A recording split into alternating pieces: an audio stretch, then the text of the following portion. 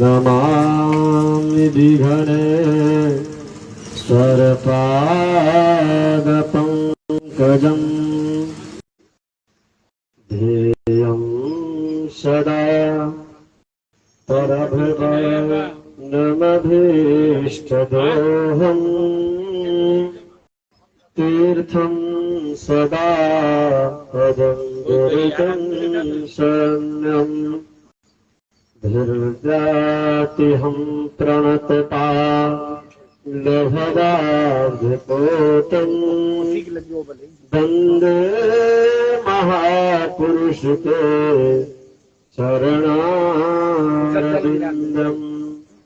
करारविन्दे न पदारविन्दम् मुखारविन्दे दीनवेशयन्तम्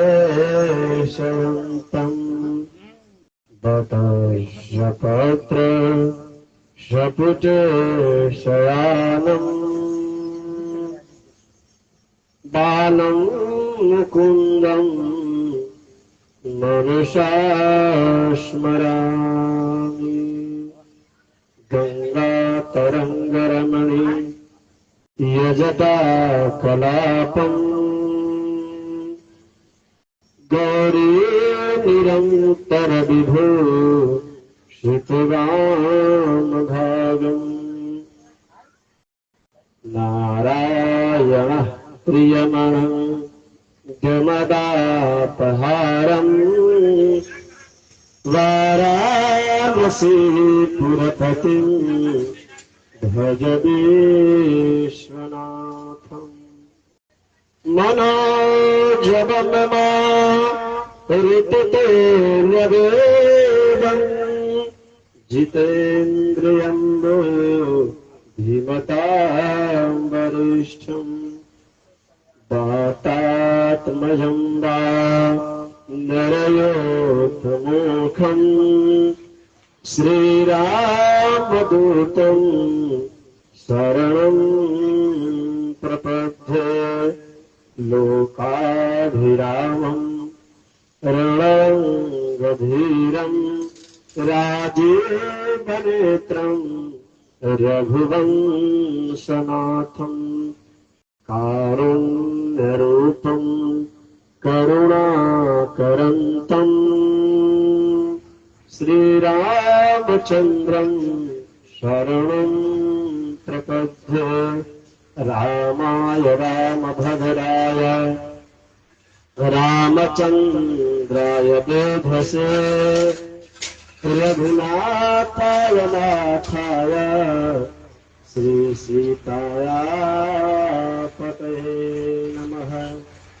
गुरुर्ब्रह्मा गुरुर्विष्णु गुरुर्देवो महेश्वरः गुरुः साक्षात् परब्रह्म तस्मै श्री गुरुवे नमः।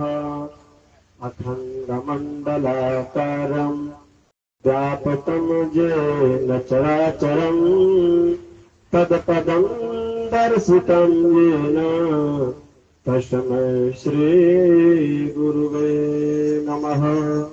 पिता धर्मः पिता कर्मः पितुः परमं तपः पितरे पितृमापन्ने प्रियन्ते सर्वदेवता स्वस्ते श्रीमन्नमः गणाधिपतये नमः श्री सरस्वत्यै नमः उमामहेश्वराभ्यां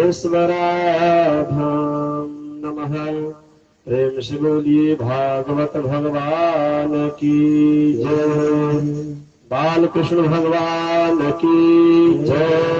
श्री सीताराम जी महाराज की जय। जय जय श्री राधे श्याम जय जय श्री राधे श्याम।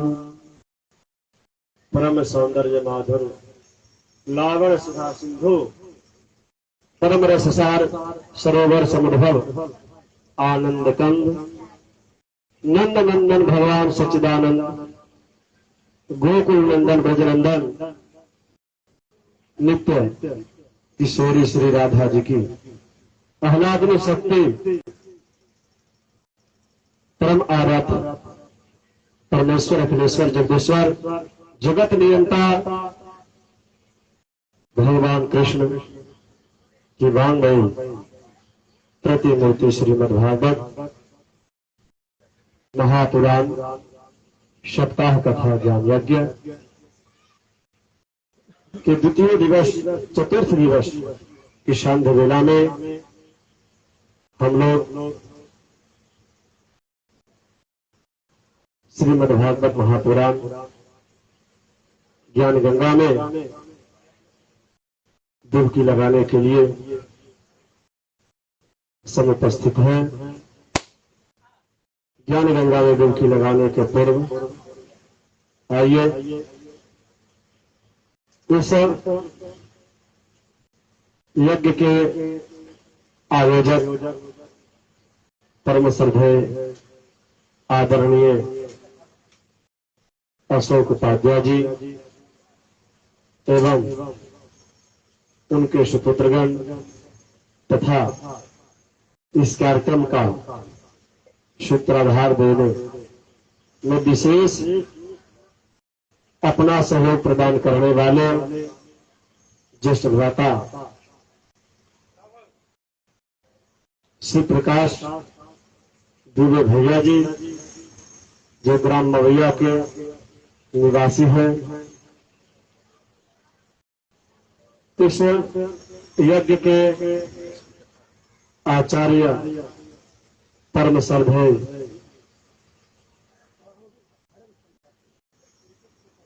विजेंद्र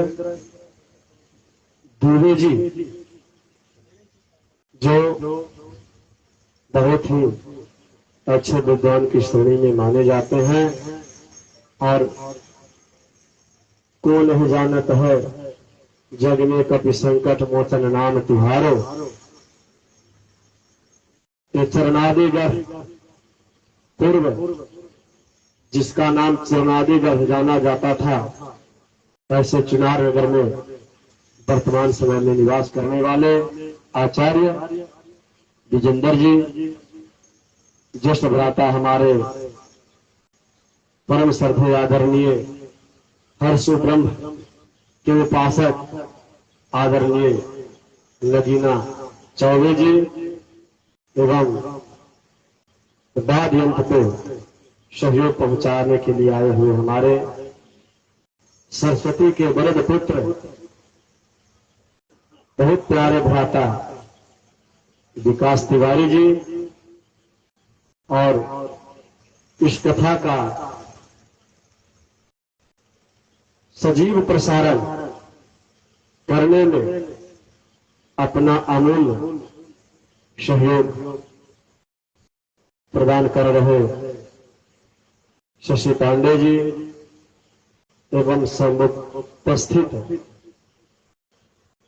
भागवत सुधा सिंधु में गोता लगाने वाले उपस्थित भाई एवं बंधु माताएं एवं इस देश के कर्णधार नन्हे मुन्ने प्यारे बच्चों, सिया राममय सब जग जानी करहु प्रणाम जोर युग पाणी। मैं सबको यथोचित प्रणिपात निवेदन करते हुए आइए हम लोग कथा में प्रवेश करते हैं। उसके पूर्व भगवत नाम का संकीर्तन करें ताकि जो भी इंद्रियां हमारी इधर उधर भटक रही है वह आ कर करके इस कथा पांडाल में एकत्रित हो जाए और धीर चित्त एकाचित हो करके हम लोग भगवान की कथा सिंधु में निर्भीकता पूर्वक हाजिरी लगा सके। आइए। आदरम मधुरम बदनम मधुरम नयनम मधुरम हसतम मधुरम अधरम मधुरम बदनम मधुरम नयनम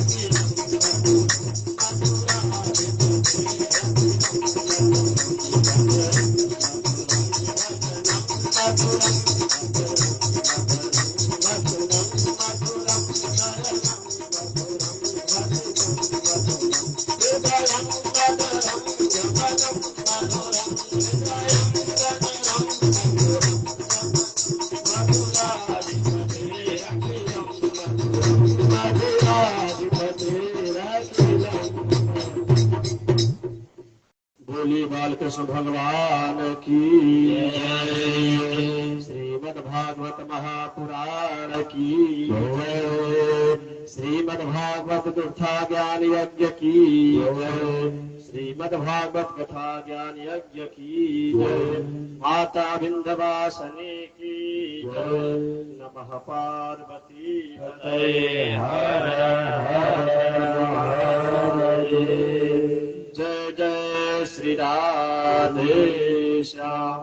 जय जय श्री राधे श्याम।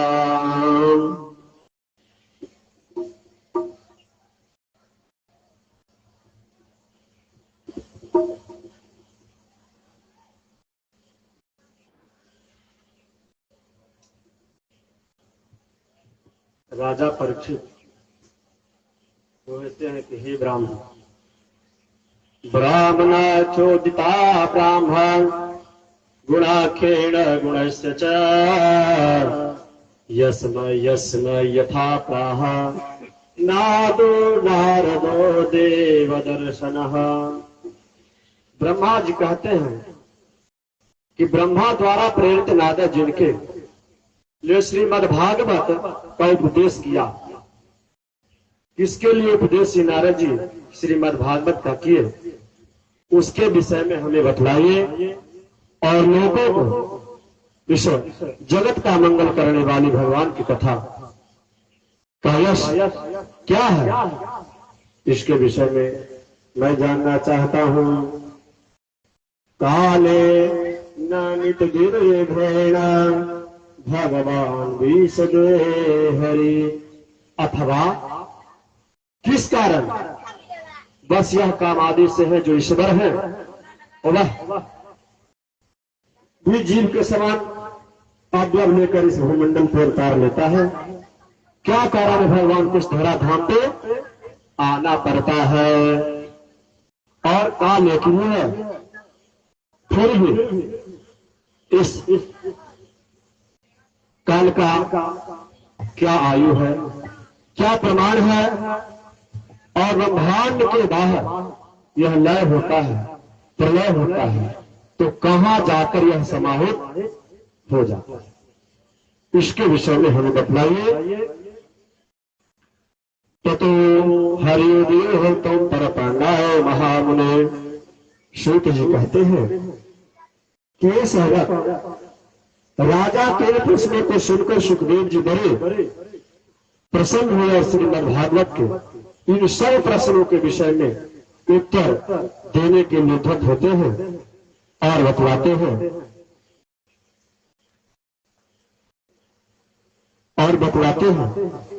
कि ब्रह्मा जी ने क्या कहा। प्राहा भागवतम नाम पुराणम ब्रह्म संहितम। कहे कि यह ब्रह्म संहित श्री महाभागवत महापुराण है, इसका रचना करते हैं ब्रह्मा जी। आत्मा मायामृति राजन परस्यानुभवात् भुवनः न घटे तर संबंधम स्वप्नां दृष्टो विरंजसा। देह गेह कलत्र जीव जो है यह संबंध अविद्या है। अविद्या के कारण हम लोग इस माया मोह में लिपटे हुए हैं। जिस प्रकार बारिश होती है तो पानी का जो बूंद होता है बुलबुला होता है और वह क्षणिक समय के लिए रहता है। बिजली की बारिश के पूर्व जो बिजली की कड़क होती है वह कुछ समय के लिए ही रहती है और जहां तहां वह नुकसान भी पहुंचाकर चली जाती है। ठीक उसी प्रकार यह मानव का जीव, यह तन, यदि जो सदुपयोग नहीं किया जाता है, आत्मचिंतन नहीं किया जाता है, तो यह शरीर निरखगामी हो जाता है। और यदि इस मानव शरीर के द्वारा ईश्वर की लीला में विग्रहों को स्वरूपों का चिंतन बंधन ध्यान किया जाता है तो यह मानव तन विष्णु लोक को प्राप्त करने योग परम पवित्र बनता है ज्ञानी लोग इसी को मोक्ष बतलाते हैं। इसी को क्या कहते हैं? मोक्ष की प्राप्ति का साधन बतलाते हैं। अभी कुछ समय पहले ही इस मंच से उद्घोष किया गया कि देह करे देह भरे कर यह फल भाई, भजिए सबकल सब भजिए सब काम राम निभाई। राम को भजिए, सब काम को छोड़ दीजिए और भगवान को भजिए तो निश्चित ही वह सबके बुलाने पर आए हैं। मीरा को बुलाने पर आए हैं, द्रौपदी को बुलाने पर आए हैं, तो आपके लिए भी जरूर आएंगे। कहते हैं कि इसके विषय में एक इतिहास है। एक समय ब्रह्मा भगवान विष्णु भगवान के नाभि कमल से प्रकट हुए। जब प्रकट हुए उसमें बैठे थे तो वह चारों दिशाओं में अपना सर को घुमाते हैं।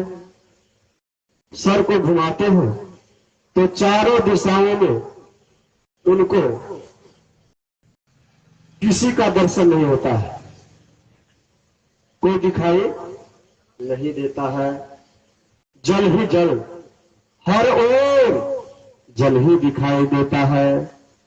तो ब्रह्मा सोचते हैं कि मैं अब क्या करूं, कहीं कुछ दिखाई नहीं रहा है, क्या कर सकता हूं। तो उसी समय ब्रह्मा जी को एक उपदेश सुनाई दिया, और वह उपदेश जो स्पर्श संज्ञा है वर्णों में, उसका 16वां और 21वां अक्षर बतलाया गया। कहे कि 16वां अक्षर और 21वां अक्षर को मिला कर करके आप 16वां अक्षर ता और 21वां अक्षर ता, अर्थात तप कीजिए, तपस्या कीजिए। उसी तपस्या के प्रभाव से ब्रह्मा जी को वैकुंठ लोक का दर्शन हुआ, और वहां पे चतुर्भुजी पीतांबरधारी भगवान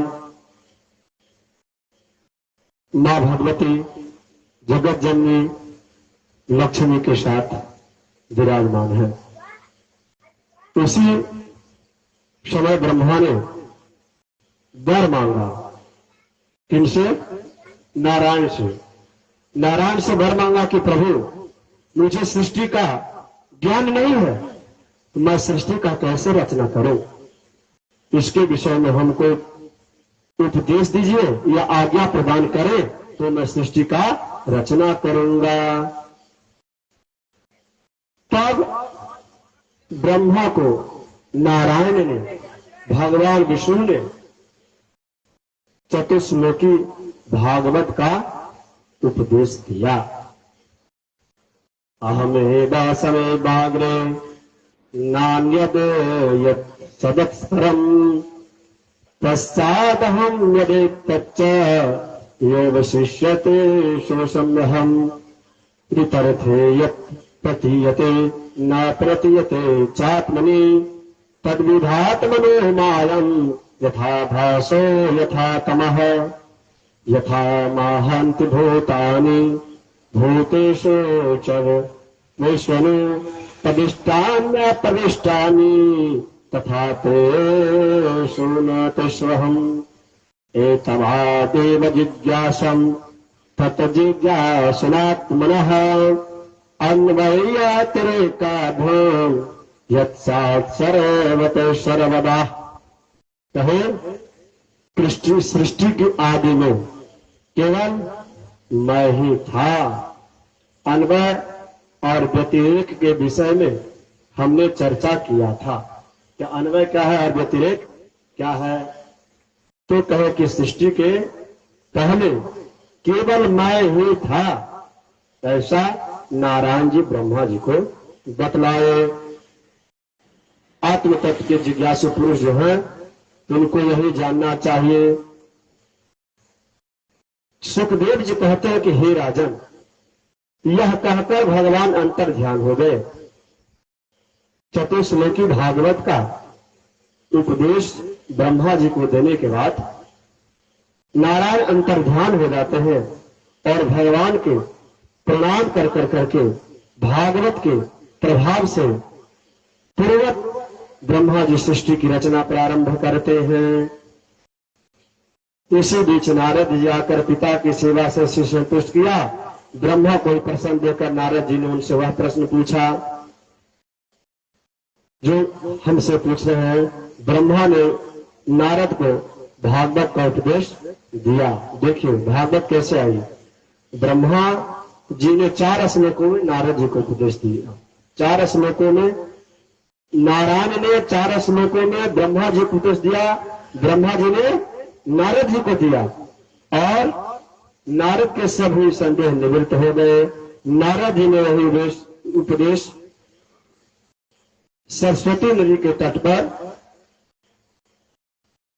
उदास बैठे हुए व्यास जी चिंतित बैठे हुए हैं तो व्यास जी को उपदेश दिया, हे राजन, मैं भी श्रीमद्भागवत द्वारा तुम्हारे सब प्रश्नों का उत्तर देता हूं। उसके विषय में जानिए। इस श्रीमद्भागवत महापुराण सुखदेव जी कहते हैं कि हे राजन, अत्र सर्गो विसर्गश्च स्थानं पोषणमूर्तयः मन मंत्रेषु कथा निरोध मुक्तिश्रयः। कहे कि यह श्रीमद्भागवत महापुराण में 10 लक्षण है। यह 10 लक्षणों से युक्त श्रीमद्भागवत महापुराण सर्ग, विसर्ग, स्थान, पोषण, उति, मनवंतर, ईशान कथा, निरोध, मुक्ति, आश्रय। आश्रय के ज्ञान के लिए ही ऋषियों ने इस लक्षणों का वर्णन किया है। तीसरे श्रीमद्भागवत के पहला और दूसरा स्कंध में उपोध्याय रूप माना गया है। 12वें स्कंध में, तीसरे स्कंध में इस 10 लक्षणों का वर्णन किया गया है। श्रीमद्भागवत महापुराण का हजारों वर्ष तक जल में शयन किए भगवान का नाम। कल बाबा हमसे पूछ रहे थे, इस यज्ञ के जो परीक्षित के रूप में पिपासु जिज्ञासु भगवत अमृत का पान करने के लिए जिज्ञासु बैठे हैं, उन्होंने कल हमसे प्रश्न किया कि व्यास जी बताइए कि नारायण शब्द का क्या अर्थ होता है। हमने कहा कि बाबा आपको अभी बता दो कि बाद में बताऊंगा। कहे नहीं, अभी ही हमको बता दीजिए, हमको अभी ही जानने का इच्छा है। हमें अभी ही जानने की इच्छा है कि क्या नारायण शब्द का मतलब होता है। नारायण, नार में मतलब जल होता है। नार का मतलब जल होता है और अयन विद्याध्ययन, जहां हम लोग विद्याध्ययन करते हैं उसको कहते हैं विद्याध्ययन। जहां सोते हैं वहां शयन कहते हैं। तो भगवान नार यानी जल में शयन करते हैं, इसीलिए उनका नाम नारायण कहा गया है। अपो नारायति प्रोक्ता अपो नर सूनवः अयं तस्या तथा पूर्वम तेन नारायण स्मृतः। इसीलिए भगवान को क्या कहा गया, नारायण कहा गया, क्योंकि भगवान उसमें रहते हैं और जल में निवास करते हैं, इसलिए उनका नाम नारायण पड़ गया। भगवान के शरीर के अंदर स्थित आकाश से इंद्रियां, शक्ति, मन शक्ति, देह शक्ति, यह सब शक्तियां क्या हुई है, उत्पन्न हुई है। शौनक जी कहते हैं कि हे सुत, जो आपने पहले कहा था कि विदुर जी ने अपने बंधु बांधव को त्याग कर तीर्थ यात्रा करने चले गए थे, तो वह उन्हें मैत्रेय से तत्व ज्ञान प्राप्त हुआ था और विदुर के उनसे संवाद कहां पर हुआ था? श्रीमद् भागवत। विदुर का चरित्र कृपा कर हमसे सुनाइए। सौनक जी कहते हैं, राज्ञा परीक्षितो पृष्ठो यदवचन महामुनि तद्वदोधासे श्रोताम्यागः प्रश्नुसारतः।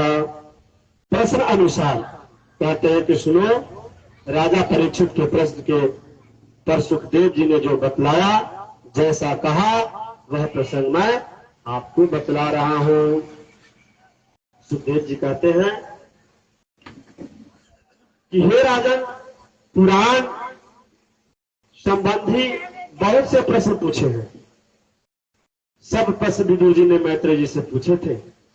राजा परीक्षित कहते हैं कि हे भगवान, विदुर जी का मैत्रेय के साथ संवाद कहां पे हुआ था, किस स्थान पे हुआ था, वह बतलाने की कृपा करें। और सूत जी ने सौनक से कहा। राजा परीक्षित के इस प्रश्न को सुखदेव जी कहते हैं कि हे राजन, यदा तो राजा शश्वतान साधुन कुशन्न धर्मे नभिन्न दृष्टि भर्तुर विशिष्ट सुतान विबंधो प्रवेश लक्षा भवने ददाह। जब धृतराष्ट्र अधर्म पूर्वक अपने पुत्रों को प्रसन्न करने लगे, पितृहीन पांडवों को लक्षा भवन में जलाने के बाद उपक्रम किया, भरी सभा में रोती हुई एक रजस्वला स्त्री जो ऋतु धर्म में ऐसी द्रौपदी के साथ केस खींचकर सभा में अन्याय पूर्वक लाया और दुर्योधन द्वारा धृतराष्ट्र के सामने ही बहुत अपमानित किए गए। वह भी दुखी होकर विद्युत दरवाजे पर ही धनुष रखकर तीर्थ यात्रा करने गया। उनके चले जाने पर कौरवों को मानव पुण्य ही उनके साथ चला गया। जब चले गए तो कौरव का समझे कि पुण्य ही चला गया। तीर्थ क्षेत्र में भ्रमण करते हुए विदुर भगवान के प्रत्यक्ष भगवान की संतुष्टि के लिए निरंतर व्रत कर रहे हैं। वह व्रत कर रहे हैं, एक आसन में श्वास लगा कर करके बेचारे लगे हुए हैं। और भगवान राजा युधिष्ठिर जिनकी सभा में अनुपम शोभा तथा सम्राट लक्ष्मी दुर्योधन सह न सका, श्री कृष्ण अर्जुन के साथ भी धर्म मर्यादा का यथावत पालन करते रहे। चाहे होते थे कृष्ण सभा को कुछ भी उसी समय सुदर्शन चक्र से सभा का समापन कर सकते थे, लेकिन कृष्ण भी देखते रह गए। जब बहुत विभिन्न दशा में गई तो द्रौपदी के पकड़ लो, बाह बनवारी, नहीं तो डूब जाएंगे। इस प्रार्थना को सच करने के लिए भगवान ने इतना सारी का विस्तार किया। इसके बाद कहते हैं कि श्री कृष्ण के विरह कुल में उद्धव द्वारा सुखदेव जी कहते हैं कि हे राजन, इति भागवतः पुष्टम क्षत्रिता व्रता प्रयासम प्रयुक्तम नाचोत्सव औत कंठात्मा ऋतेश्वर। विद्या द्वारा इस प्रकार भगवत शिव पूछे जान पर भगवान ने ध्यान में मग्न हो गए, कुछ ना कह सके। कारण 5 वर्ष की अवस्था में निरंतर भगवान के क्रीड़ा में निरत रहते थे। विदुर जी एकदम छोटे काल से, बाल्यकाल से ही भगवान में निरत रहते थे। और राजसी युग में भगवान द्वेष करने वाले शिशुपाल को भी क्या करते हैं, ऐसे भगवान दयालु हैं। भगवान बाल कृष्ण अहो बकीयम तनकालकूटम जिघां सयाता यता प्रसादी लभे गतिं धा त्रिचितां ततन्यं चंबा दयालु शरणं ब्रजेम।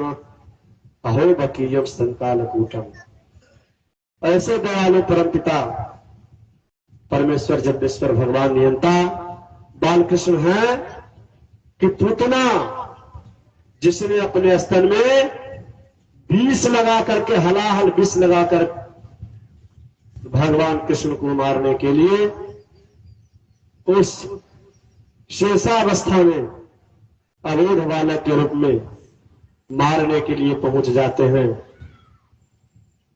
उसको भी भगवान क्या करते हैं? सद्गति प्रदान करते हैं, परम गति को प्राप्त करते हैं। ऐसे भगवान बाल्यकाल में ही गोवर्धन पर्वत को अपने उंगली पर उठाया, राक्षसों से धरती को राक्षसों के प्रभाव से जो धारा कराह रही थी, जनता सब परेशान थे कंस के पराक्रम से, उससे धरती को क्या किया? उद्धार करवाया। उद्धव ने यदकुल का नाश सुना कि यदकुल नाश हो गया है। यह सुनकर विदुर हे विदुर अत्य तद्रुज्ञाता भोक्ता वित्ताच वारुणे तत् विध्वंस सता ज्ञान दुर्मेते परम हसो। फिर भी यदुवंश ने ब्राह्मणों की आज्ञा से भोजन किया, खूब मदिरा का पान कर दूसरे से मर्म मेहदी व्यंग करने लगे और मदिरे के नशा में पी कर करके अपने आप में क्या किए? यदुवंश का नाश कर लिए।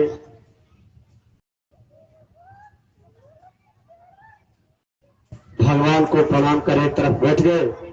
मैत्री जी के समय संबोधन कर करके भगवान ने मुझसे कहा, हे उद्धव, तुम्हारा अभिप्राय मैं जान रहा हूं, जानता हूं कि मैं तुमको दुर्लभ वस्तु देता हूं जो मुझसे विमुख लोगों को कदापि प्रसन्न नहीं होगी। जो धर्म से विमुख लोग हैं, यह वस्तु जो मैं ज्ञान उपदेश देने जा रहा हूं, वह जो धर्म से विमुख लोग हैं उनको कदापि यह प्रसन्न नहीं आएगी। और जन्म से तुम्हारे हम में क्या थी? रुचि थी। विदुर जी को भगवत साधना, भगवत में प्रेम, भगवत भजी में तल्लीनता रहना, यह जन्म से तुम्हारी रुचि है। इसीलिए मैं तुझे इस अवस्था को मैं देख रहा हूं। मैंने सृष्टि के आदि में भी ब्रह्मा को यह दुर्लभ वस्तु क्या किया था? भागवत के रूप में चतुर्श्लोकी भागवत का ज्ञान दिया था, जिसमें हमारी महिमा का प्रसारण करने वाले लीलाओं का विस्तार है। विद्वान लोग कहते हैं ज्ञानम परम मन महिमा बभासम यत सूरय भागवतम वदंती। यह श्रीमद् भागवत की कथा बहुत दुर्लभ है। दुर्लभ नहीं, अत्यंत दुर्लभ है। और जो कली काल में काल रूपी व्याल से ग्रसित होकर डूब रहे हैं, मर रहे हैं, कलुषित है जीवन, उसको तारने के लिए यह नौका का समान है। सुखदेव जी कहते हैं कि हे राजन, विदुर ने उद्धव से कहा, हे योगेश्वर, उसी ज्ञान को आप मुझे क्या कीजिए? उपदेश करें जो ज्ञान विदुर जी ने उद्धव को दिया, उसके विषय में जानता हूं। जब राजा परीक्षित कहते हैं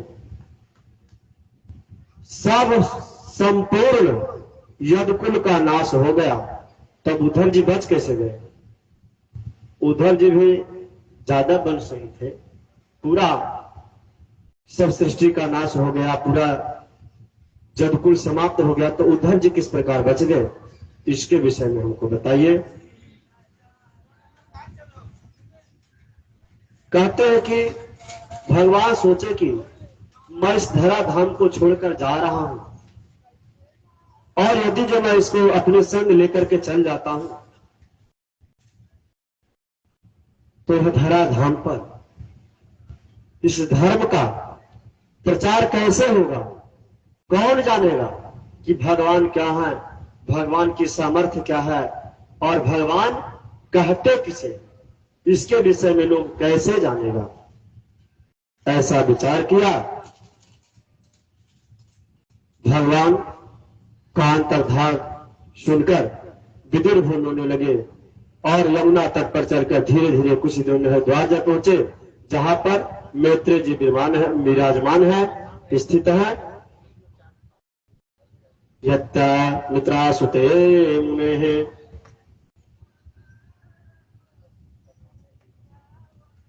इसके बाद मानसिक सृष्टि का वर्णन। मैत्रेय जी बोलते हैं कि हे विदुर, इस प्रकार से मैंने तुमने यह संक्षिप्त काल स्वरूप बतलाया, जिस प्रकार से सृष्टि की परमात्मा ने, उसके विषय में जानो। तमो मोहा महामोहा तामिश्रो हिंद संगीता अविद्या पंच परिवेशा प्रादुर्भूता महात्मना। तम का अंत होता है अविद्या, मोह का अर्थ होता है अहम बुद्धि। अहम ब्रह्मोस्मि, मैं ही हूं, जो भी हूं, इस प्रकार का बात। महामोह का तात्पर्य विषय भोगियों से है, जो कामनाओं की तृप्ति के लिए, इंद्रियों की तृप्ति के लिए करते हैं। और तामिश का तात्पर्य क्रोध तथा अंधा मिश्र का तात्पर्य देश नाश से अपना नाश समझना चाहिए, देह का नाश से अपना नाश समझना चाहिए। तामसिक सृष्टि को रचना करने के बाद ब्रह्मा को संतोष नहीं होता है, तब उन्होंने भगवान का ध्यान कर पवित्र मन से सनकादि 4 मुनियों की 7वीं सृष्टि की और उनसे कहा, पुत्रो तुम सृष्टि करो।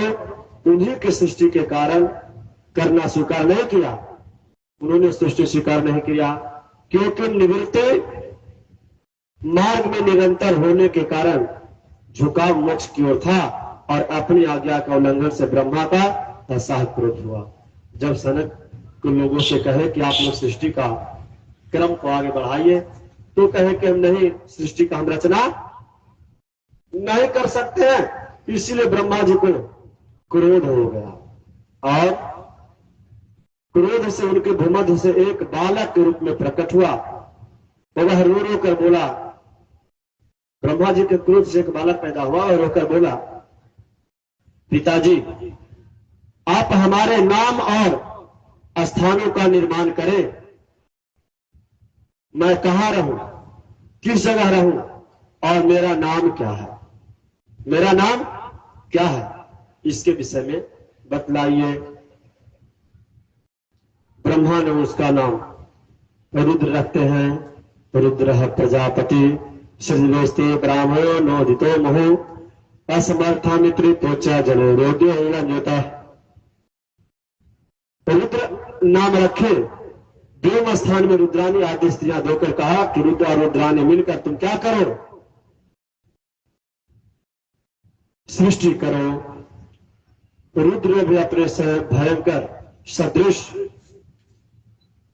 रुद्र को सृष्टि की और वह अपने भयंकर रुद्र तेजस्वी थे, तो वह तेज संपूर्ण प्रजा संतप्त होने लगा रुद्र से। ब्रह्मा ने कहा, हे सुरश्रेष्ठ, तुमने अपनी यह सृष्टि बंद करो, यह तो मेरी सहित ही सभी दिशाओं को भस्म कर देगा। रुद्र का जो तेज निकला उससे पूरा सृष्टि जलने लगी। तो कहे कि तुम तो हमारे रचित इस संसार को ही नष्ट कर डालोगे, इसीलिए तुम इसको क्या करो, बंद करो। ब्रह्मा जी के कहे हुए बात को मानते हैं रुद्र और उनको प्रणाम कर तपस्यार्था वन में चले गए। दीपे से तपसे वनम, और वन में जाकर क्या करने लगे, वह तपस्या करने लगे। इस प्रकार से मरीचि अत्रि अंगिरस पुलस्त पुलहस्कतु भृगु वशिष्ठ दक्ष दसवस्त नारदा। मरीचि अत्रि अंगिरा पुलस्त पुलह क्रतु भृगु वशिष्ठ दक्ष 10वां नारद। ब्रह्मा के मन से मरीचि, नेत्र से अत्रि और मुख से अंगिरा कर्ण से पुलस्त, नाभि से पुलह, कर से क्रतु, त्वचा से भृगु, प्राण से वशिष्ठ, अंगुश से दक्ष तथा उत्साह, गोद से नारद उत्पन्न हुए। ये 10 का रचना किए। मरीचि अंगिरिशो पुलस्तस्सा पुलहस्तु भृगु दक्षिष दक्षसा दसमस्तस्य नारदा। वह जो रुद्र की सृष्टि, पूरा सृष्टि तेज जो उत्पन्न हुआ ब्रह्मा का गुस्सा से, उससे पूरा सृष्टि जब जलने लगी तो ब्रह्मा ने कहा कि तुम हमारी रचित इस सृष्टि को विनाश कर दोगे, इसलिए तुम सृष्टि को क्या करो, बंद कर दो।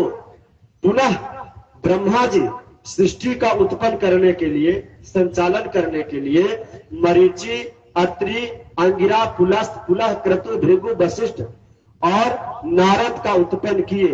तो किस किस अंग से किसकी उत्पत्ति हुई उसके विषय में बतलाए। कहे कि मन से, ब्रह्मा जी के मन से मरीचि उत्पन्न हुए, वह मन से सोचे ब्रह्मा जी तो मरीचि प्रकट हो गए। और नेत्र से, ब्रह्मा जी के नेत्र से अत्रि उत्पन्न हुए, मुख से अंगिरा ऋषि प्रकट हुए। अंगिरा का मत होता आग भी कहते हैं ना, तो वो भी तेजस्वी थे। मुख से ब्राह्मणों से मुखमासिद बाहु कहा गया है, तो अंगिरा प्रकट हुए। और कर्ण से पुलस्त ऋषि, नाभि से पुलह, कर से क्रतु, त्वचा से भृगु, प्राण से वशिष्ठ, अंगुष्ठ से दक्ष और उत्साह से गोद में नारद उत्पन्न हुए। फिर दक्षिण स्तन से किस प्रकार सृष्टि की रचना कर रहे हैं उसके विषय में।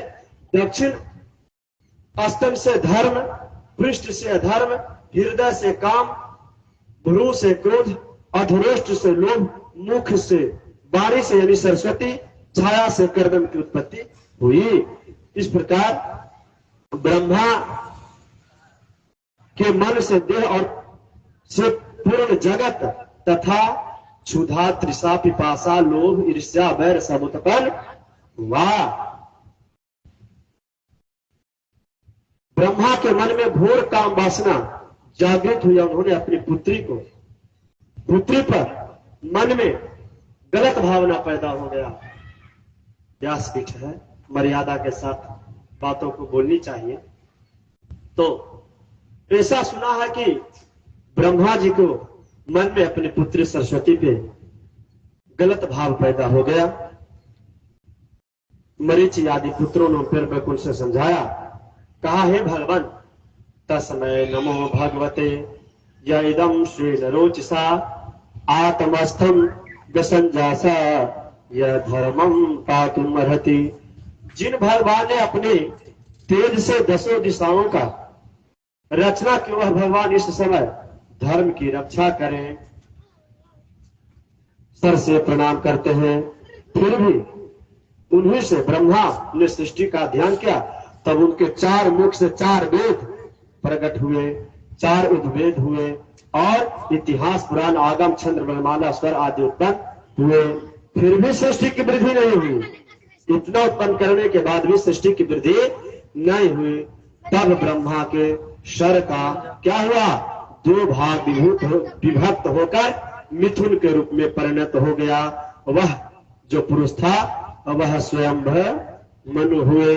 उन्हीं से मनु और शत्रुपा, एक से मनु और एक से शत्रुपा। तब से क्या हुई, मैथुनी सृष्टि की आरंभ हुई। इस प्रकार तदा मिथुन धर्मेण प्रजाहे दुम्बरे। मनु द्वारा शत्रुपा से 2 पुत्र हुए, प्रियवत और उतानपाद। प्रियवत और उतानपाद आकुति, देवहूति और प्रसूति, ये 3 कन्याएं उत्पन्न हुई। आकुति के विवाह रुचि के साथ और देवहूति का विवाह कर्दम के साथ हुआ। आकुति का विवाह देवहूति के साथ, आकुति का विवाह रुचि के साथ और कर्दम का विवाह देवहूति के साथ हुआ। आप लोग बात न करें मंच के बगल में, नहीं तो विषय वस्तु गंभीर चल रही है, इधर उधर उल्टा बोला जाएगा तो हमारा दिक्कत होगा, इसलिए आप लोग सुने।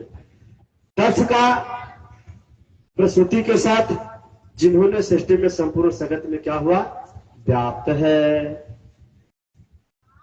यह संपूर्ण जगत व्याप्त है। आकृति रुचि प्रदात कर्माय चेत मध्यमाम दक्षयादात प्रसूतिम च यथा पुरुतिम जगत। ब्रह्मा जी के पुत्री परमोही होने के कारण एक समय ब्रह्मा आदि देवता तारकासुर से भयभीत होकर मुनियों के सहित कैलाश गए। वहां शिव जी के स्तुति कर असुर का नाश के लिए प्रार्थना किए कर रहे थे कि हे उसी जी भी जो है हंसली पे मोहित हो गए और ब्रह्मा जी को अपने जितेंद्रिय तत्व पर बड़ा गर्व था। क्यों ब्रह्मा जी को श्राप दिए, क्यों ब्रह्मा जी सरस्वती पे मोहित हुए, इसके विषय में बतलाया जा रहा है। एक समय गरुड़ एक हंसनी पर मोहित हो गए और ब्रह्मा जी को भी अपने जितेंद्रिय पर बहुत गर्व था। तो गरुड़ को इस अवस्था में देखकर भारी सभा में मजाक उड़ा दिए। ब्रह्मा जी हंस डाले, हंस गए। तो गरुड़ को यह देख करके अच्छा नहीं लगा। गरुड़ कहा कि तो मैं तो अपनी सजातीय पक्षी के साथ विहार करने जा रहा हूं, मनोरंजन करने जा रहा हूं, इच्छा हुई है तो कोई अनुचित कर्म तो मैं कर नहीं रहा हूं। मैं पक्षी हूं, पक्षी के साथ ये कर्म को कर रहा हूं। आपको जितेंद्रिय का गर्व है कि मैं अपने इंद्रिय पे बहुत विजय प्राप्त रखा हुआ हूं और फिर भी आपने अपनी जा ब्रह्मा तुम्हारा इंद्रियां आज के बाद देखते हैं कि कौन तुम्हें पूजा करता है। मैं ऐसा श्राप देता हूं कि तुम पूजने योग्य नहीं रहोगे। तुम्हें अपनी पुत्री पे मन में गलत भाव पैदा हो जाएगा। वही गरुड़ ने ब्रह्मा को श्राप दे दिया और ब्रह्मा जी सरस्वती जी को देखकर क्या उनमें मन में गलत भावना पुत्री के प्रति हो गया, जिससे ब्रह्मा जी को कहीं भी मंदिर देखने को नहीं मिलता है। केवल दो ही जगह मंदिर ब्रह्मा जी का है। कहां? एक पुष्कर में और दूसरा बनारस में भी पुष्कर तालाब है 80 के बगल में, वहां पे भी ब्रह्मा जी का मंदिर है। तो काशी की महत्ता यह है कि भारत में जितने 12 लिंग हैं वह 12 ज्योतिर्लिंग का भी रूप काशी में स्थित है। जितनी शक्तिपीठ है उस शक्तिपीठ का भी स्वरूप बनारस में काशी में स्थित है। चूंकि काशी को संपूर्ण ब्रह्मांड का सार बतलाया गया, काशी भी एक सार ही है जहां 12 ज्योतिर्लिंग सभी शक्तिपीठ का स्वरूप किसी न किसी रूप में स्थित है। यदि आप पूरा दर्शन भारत का नहीं कर सकते हैं, आपको पास घूमने के लिए कामाख्या देवी जाने का सामर्थ्य परमात्मा ने नहीं दिया, तो आप जाके कामाख्या देवी का दर्शन भी बनारस में कर सकते हैं। बैद्यनाथ धाम जाने के लिए सामर्थ्य नहीं है तो आप बैजनाथा में जाकर के उस स्वरूप का दर्शन कर सकते हैं। सब स्वरूप का 12 ज्योतिर्लिंगों का मंदिर, नवगौरी का मंदिर, सब चीज काशी में स्थित है। तो ब्रह्मा का भी एक मंदिर बनारस में पुष्कर तालाब 80 पर स्थित है। लेकिन कहे कि तुम्हारा वह पूजा कहे नहीं होगा, ब्रह्मा जी आपका मंदिर निर्माण कहीं नहीं होगा। इस प्रकार लोक में पूजा बंद हो गई और गर्भनाशार्थ भगवान की यह एक लीला की ब्रह्मा को गर्भ का घमंड का नाश करने के लिए। इस प्रकार सुखदेव जी कहते हैं कि हे राजन, मैत्री जिस प्रकार पूर्णमयी वाणी सुनकर विदुर जी बड़े प्रसन्न हुए, पूछा कि सवैव स्वयंभू सम्राट प्रिय पुत्र संभवो पतिलभ्य प्रिया पत्नी किम चकार ततो मुने। हे मनु, स्वयंभू मनु ने प्रिय पत्नी शत्रुपा को प्राप्त किया। भगवान के अनन्य भक्त आदि राजर्षि मनु का चरित्र हमसे कहने की कृपा करें, बताइए कि मनु का चरित्र, प्रियव्रत का चरित्र सब हमको बतलाइए। मैत्री जी ने कहा कि हे विदुर, मनु अपनी भार्या सहित ब्रह्मा को प्रणाम कर बोले कि हे ब्राह्मण, आप जगत के जन्मदाता पिता हैं, कृपया हमें आप बताएं कि आपकी हम क्या सेवा करें, आपको किस तरह से मैं संतुष्ट करूं जिससे लोक में सर्वत्र हमारी कीर्ति हो और परलोक में हमारी सदगति मिले। इसके विषय में कहे ब्रह्मा जी कहते हैं, हे वत्स, तुमने निष्कपट भाव से जो कर्तव्य की आज्ञा मांगे उसे हम तुमको बतलाते हैं, तुम पे प्रसन्न है। यही सतपुत्र का लक्षण है कि हमारे पिता को क्या चाहिए, किस चीज का जरूरत है, उस चीज को आत्मा बह जाए ते पुत्र, पुत्र हो दूसरी चीज होता ही नहीं है, कोई दूसरी चीज है ही नहीं। पुत्र पिता का आत्मा होता है, पुत्र पिता का आत्मा होता है और वह उसका एक स्वरूप फोटो प्रतिबिंब ही होता है। इसीलिए पत्नी को पत्नी क्यों कहा जाता है? कहा कि पतनात तोयम प्राप्यते इति पत्नी, आपको धुंध को पतित कर करके आपके स्वरूप में आपके सामने प्रस्तुत कर देती है, आपके रूप में आपको धुंध को पतित कर करके आपके रूप में आपके सामने लीजिए, ये आपका स्वरूप है पुत्र। इसीलिए उसको क्या कहा गया है? पत्नी।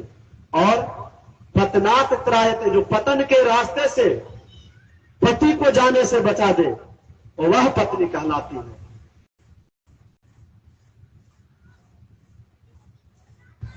भार्या भी कहा गया है पत्नी को। तो पत्नी का कई रूप बतलाया गया है, पत्नी को माता भी बतलाया गया है। भार्या जो होती है भरण पोषण के समय, आपको खिलाने के समय, भोजन कराने के समय, तो वह माता का स्वरूप होती है। जब पत्नी अपने पति को भोजन कराती है उस समय उसका नाम क्या है? उस समय स्वरूप जितने प्रेम से मां अपने पुत्र को भोजन कराती है, ठीक लगभग ऐसे तो कहा गया है कितनो दुलारी कोई मारी ना हो। मां का तो स्थान अलग है, फिर भी भोजन कराने के समय वह चाहते हैं कि कितना अच्छा से अच्छा चीज मैं प्रस्तुत करूं जिससे हमारे स्वामी क्या रहे, प्रसन्न रहे, खा पी करके ठीक ठाक रहे। तो कहे कि सतपुत्र का यह लक्षण है कि पिता के आज्ञा को करे और पिता की हर आवश्यकताओं को बिना बताए पहले वह जान जा कि हमारे पिता को किस चीज की आवश्यकता है। यह पुत्र का धर्म है, यह पुत्र का धर्म है, क्योंकि वह पुत्र पिता का आत्मा है। आत्मा बह जायते पुत्र है।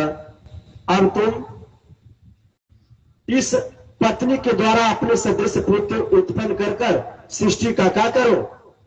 वृद्धि करो। ब्रह्मा जी बोले कि अब तुम सृष्टि का क्या करो? विस्तार करो। इस बात को शीघ्र तुम प्रसन्न होगे। मनु ने कहा, पिताजी मैं आपकी आज्ञा का पालन कर कर करने के लिए तो प्रसन्न हूं, करना चाहता हूं, किंतु किस जगह करूं? कहीं जगह दिखाई दे नहीं रहा है। पृथ्वी तो जल में मग्न है, डूबी हुई है, सृष्टि किस पर करूं? ब्रह्मा जी मैत्रेय जी कहते हैं कि हे विदुर, ब्रह्मा ने जल में निमग्न पृथ्वी को देखकर बहुत देर तक चिंतन किया, भागवत चिंतन किया। उसी समय भगवान के ब्रह्मा जी के नाक से एक अंगुष्ठ के बराबर 12 का बच्चा जन्म लिया। और वह क्षण भर में इतना विशाल रूप धारण किया कि जिसको देख करके के ब्रह्मा भी अपने पुत्र के सहित विचार कर ले कि मेरी नासिका से इतना बड़ा जीव कौन ये प्रकट ले लिया जो इतना बड़ा विस्तार रूप धरता जा रहा है, ये कैसे उत्पन्न हो गया। मुझे तो मोहित करने वाले के ये भगवान ही तो नहीं है जो मेरे नासिका से प्रकट हुए हैं, भगवान तो नहीं है। इस प्रकार ब्रह्मा ने अपने पुत्रों को सहित उनकी स्तुति की। पुत्र किसके साथ? ब्रह्मा के पुत्र कौन थे? कथा कहां चल रही है? आप लोग इस जगह नहीं है यह मंडल। इसीलिए कहता हूं कि जगत में रह करके जगदीश के पास रहिएगा तो नहीं भुलाइएगा, और जगदीश में रह करके जो जगत में चल जाइएगा तो केवल हमको भूलने तक रह जाएगी बात। ब्रह्मा का पुत्र मनु थे। मनु सृष्टि का रचना करने के लिए मनु को उपदेश दिए कि तू सृष्टि का रचना करो। तो मनु ने ब्रह्मा से कहे कि प्रभु मैं किस जगह सृष्टि का रचना करूं, कहीं हमको जगह दिखाई नहीं दे रहा है, सब जलमग्न है। तो ब्रह्मा ने क्या किया? तप किया तो ब्रह्मा के नाक से कौन पैदा लिए? 12 भगवान प्रकट हुए। तो मनु और ब्रह्मा ने मिलकर क्या किया? तपस्या किया 12 भगवान का। इस प्रकार से जब तपस्या किए तो 12 भगवान प्रसन्न हुए और उनकी स्तुति से 12 भगवान बहुत प्रसन्न हुए। घ्राणीना पृथ्यां पद्मी ब्रिजन कौड़प्रदेश स्व निरंग धरांगाः कराल दष्टोप्य कराल त्रिभुगा मुडिच्छदि प्राण गुणोतो विश्वकहम। स्वयं घ्राणेन्द्रिया नाक से पृथ्वी को खोजने लगे 12 भगवान की कहां पृथ्वी है। नाक को फैला फैला करके सूंघ सूंघ कर करके 12 भगवान को देखेगा। जो धरती पे 12 भगवान पाए जाते हैं तो सूंघते चलते हैं। उसी प्रकार वह 12 भगवान वो खोजते हैं कि शुद्ध भूमि कहां मिले। तो 12 भगवान अपने नासिका से खोजने लगे कि कहां पे है, धरती किस जगह है, पृथ्वी कहां है। और ब्रह्मादि देवताओं को कृपा दृष्टि से देखते हुए बड़े वेग से जल में 12 भगवान प्रविष्ट हो गए। वहां प्रविष्ट हो गए तो ब्रज के समान कठोर शरीर, विशाल काया शरीर के रूप में प्रविष्ट करते हैं 12 भगवान। जैसे ही समुद्र में प्रवेश करते हैं, समुद्र कहता है, प्रभु आर्त स्वर से हाथ उठा करके कहता है, चिल्ला उठता है, हे योगेश्वर भगवान मेरी रक्षा करो, मेरी रक्षा करो। समुद्र जो है 12 भगवान से अपना क्षमा के लिए प्रार्थना मांग रहा है। चुक्र सो यज्ञ पाही। भगवान ने इस श्वासन देकर पृथ्वी को अपने दांत पर उठाया। उसी समय हिरण्याक्ष दैत्य उनको क्या किया? मारने के लिए सामने आ गया। 12 भगवान को मारने के लिए के इसको मैं हर करके लाया हूं, तू कहां लेके जा रहे हो? जिसको भगवान 12 ने 12 भगवान का स्तुति की। 12 भगवान ने धरती को, पृथ्वी से, जल से धरती को बाहर निकाला। आपकी जय हो, आपकी जय हो। इस प्रकार सारे देवता लोग क्या किए? प्रार्थना किए, बोलिए 12 भगवान की जय। अब एक समय की बात है कि दिति हठ करती है असमयत काल में, बिना समय का अपने स्वामी से। वह हिरण्याक्ष कैसे पैदा लिया, क्या कारण था कि वह असुर स्वरूप को प्रकट हुआ। 12 भगवान की मैत्रेय द्वारा वर्णित सुमधुर कथा सुनकर विदुर जी तृप्त नहीं हुए और भगवान 12 ने हिरण्याक्ष का वध किया। प्रभु इसके विषय में मैं सुनना चाहता हूं, बताइए कि 12 का वध किए, हिरण्याक्ष के साथ 12 भगवान युद्ध किए, तो क्यों किए, करने का क्या कारण था, इसके विषय में हमें बतलाइए। दैत्य राज्य सच ब्रह्माल कस्मा दे तोर भुन मृधा। मैत्र बोले कि हे विदुर, तुमने बहुत अच्छी भगवान की सुंदर कथा के विषय में पूछा, यह कथा मनुष्यों को मृत्यु पाश से नाश करने वाला है, अकाल मृत्यु से छुड़ाने वाला है।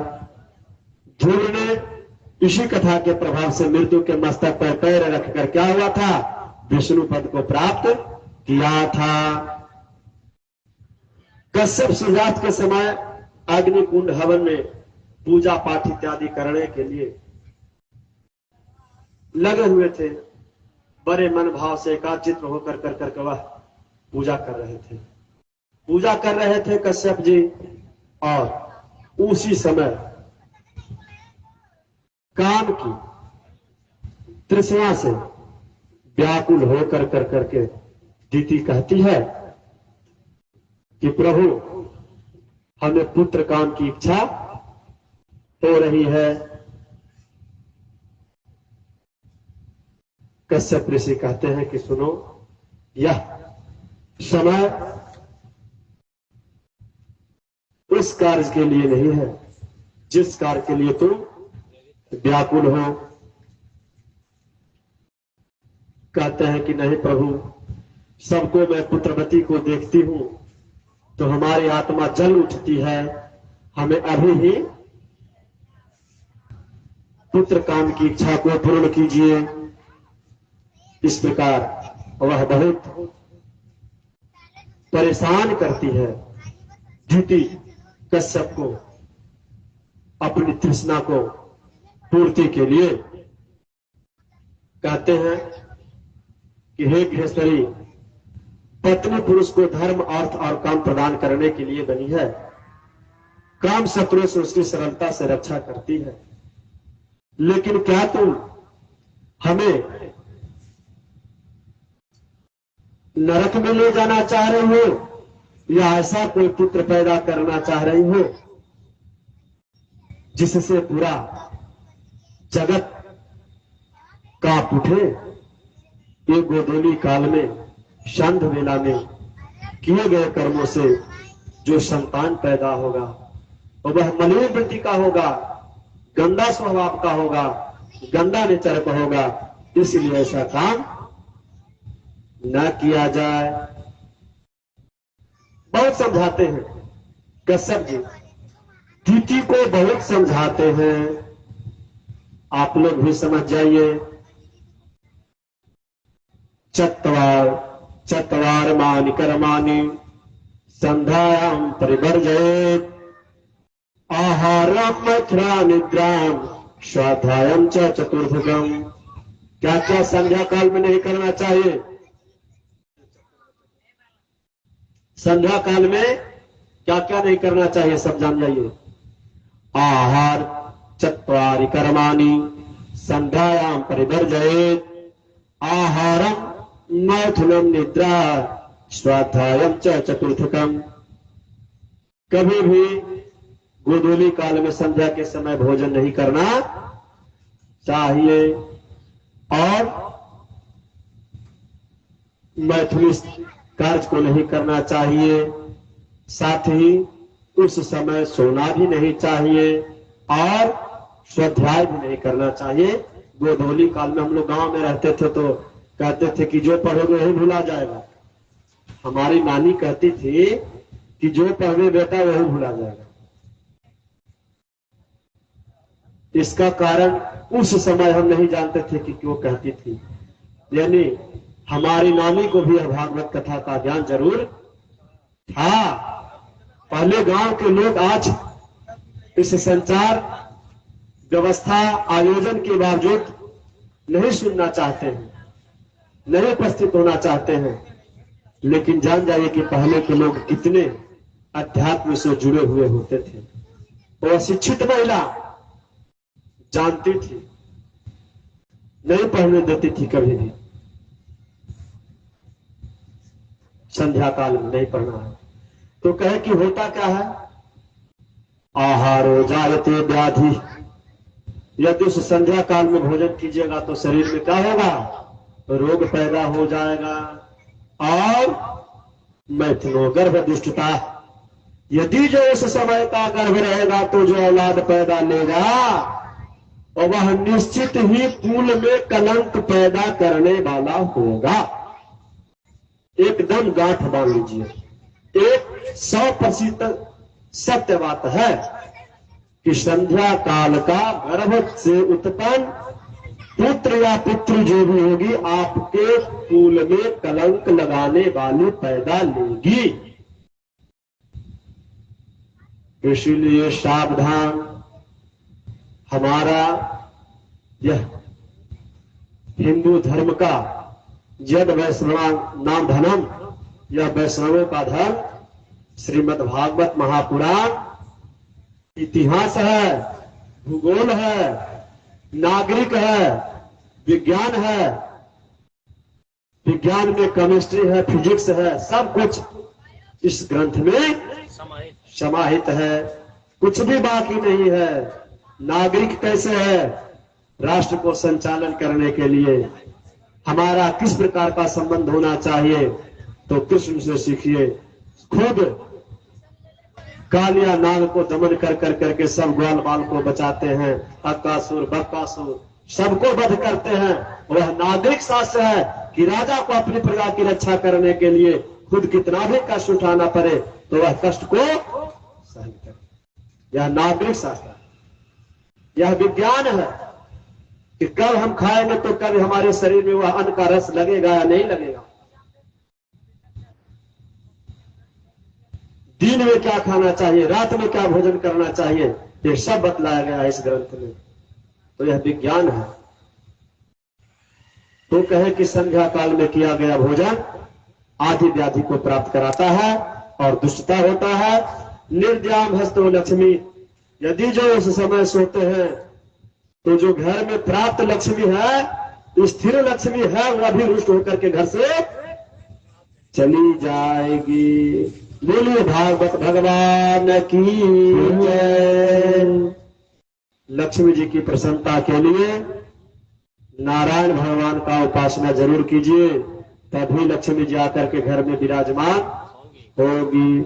गोविंद बोलो हरि गोपाल बोलो, गोविंद बोलो हरि गोपाल बोलो, गोविंद बोलो हरि गोपाल बोलो, गोविंद बोलो हरि गोपाल बोलो, गोविंद बोलो हरि गोपाल बोलो, गोविंद बोलो हरि गोपाल बोलो। राधा रमन हरि गोविंद बोलो, राधा रमन हरि गोविंद बोलो, गोविंद बोलो हरि गोपाल बोलो, गोविंद बोलो हरि गोपाल बोलो, राधा रमन हरि गोविंद बोलो, राधा रमन हरि गोविंद बोलो, गोविंद बोलो हरि गोपाल बोलो, गोविंद